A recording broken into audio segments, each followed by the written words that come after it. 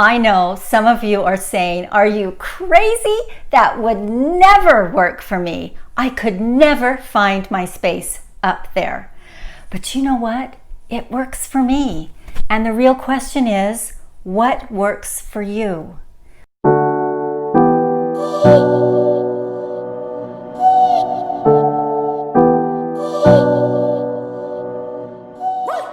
Hi, I'm Heidi Tucker. Welcome back to The Pickled Sunflower.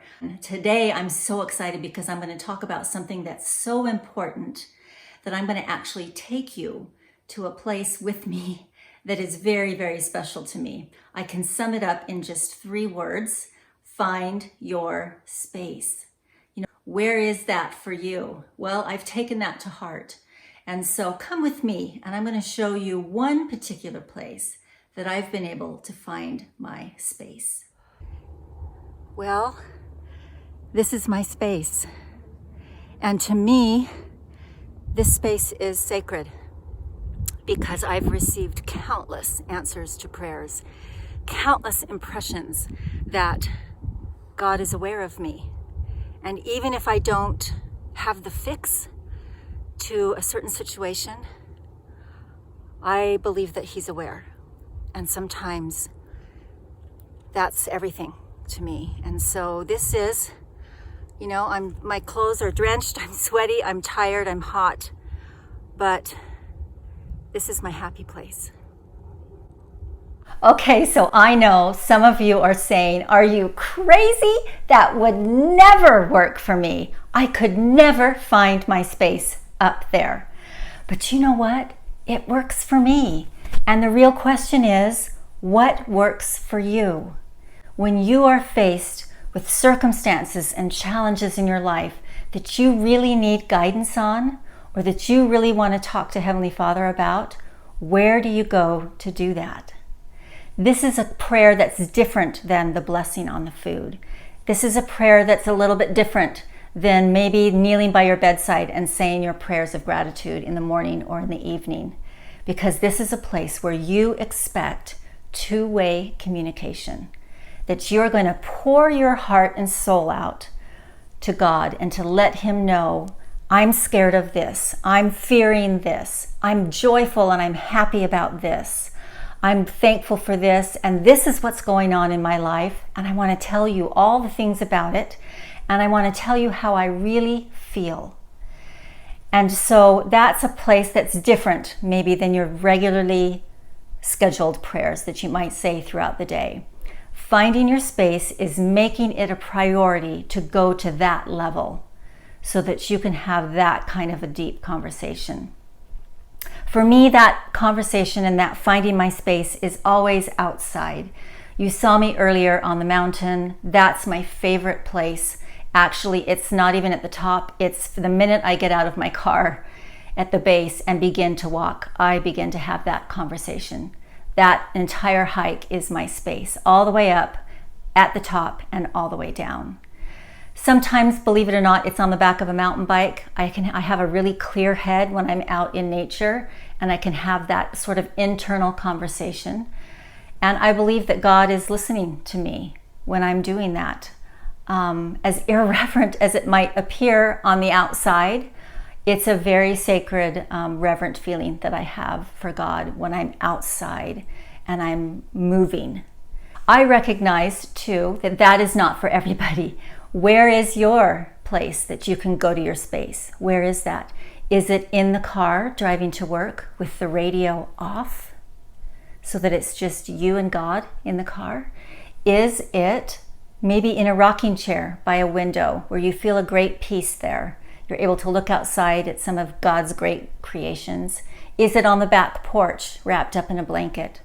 Where is that? You need to find that for yourself. Perhaps it is in a closet. When I had really little kids, they're all married now, but when they were little, I remember praying in my closet because that was a place I could go sort of sneak away for a couple of minutes and just hide in there and have that kind of a conversation. I recognize that prayers and finding your space cannot always be planned. There are some times in our lives that we need an answer and we need to have that kind of conversation that's two-way right now. I can give you a good example of that. I'm a scuba diver, and I love to go on adventures with friends and with my family. And one time I had the opportunity to go clear across the world to Micronesia, and we did dives that were pretty technical, and we dove shipwrecks.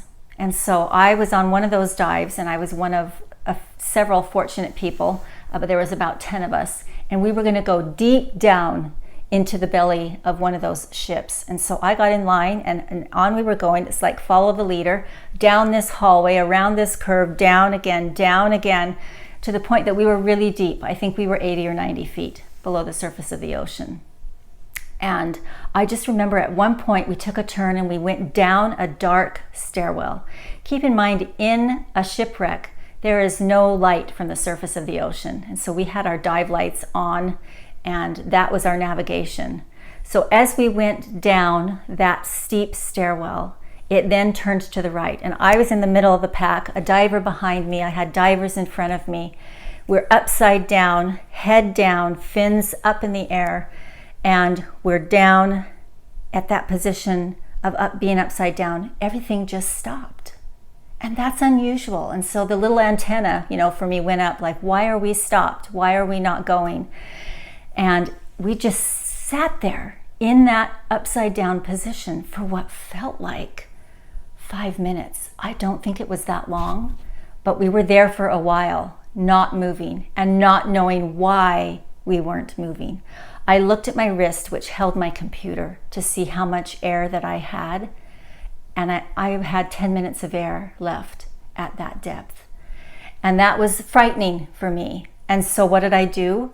I found my space 100 feet below the surface of the ocean. Because I had done that on land, and I knew and I trusted that God would hear me if I found my space. And so I did that, and I uttered a really quick prayer that basically said, I need help.